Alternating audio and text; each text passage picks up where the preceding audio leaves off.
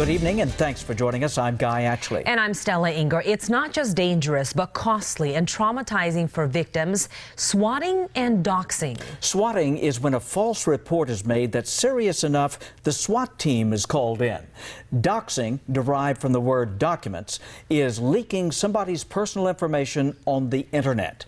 A 22-year-old New York man was sentenced to 2 years in prison after false threats he made to the University of Arizona and more than 20 celebrities. According to the Washington Post, Mir Islam became infatuated with the U of A cheerleader. He also made a false bomb threat to the White House in 2015 and a swatting call to the leader of the NRA's house.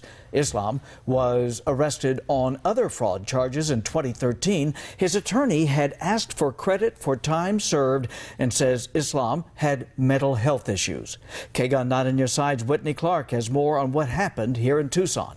Well, Mir Islam was convicted on multiple federal charges for a slew of hacking and identity theft crimes. The FBI says in the months after the incident at the University of Arizona, he was harassing a student. Investigators say he repeatedly called her and sent text messages to some of her friends, occasionally threatening them. The campus was put on lockdown on March 22nd, 2013. This is some video from the scene. Using some type of third-party internet phone system, Islam made a 911 call that there was a man with a gun and rifle on the U of A campus who was shooting people. That brought out a massive police presence. The campus was searched for 5 hours, the longest incident like that on the school's record.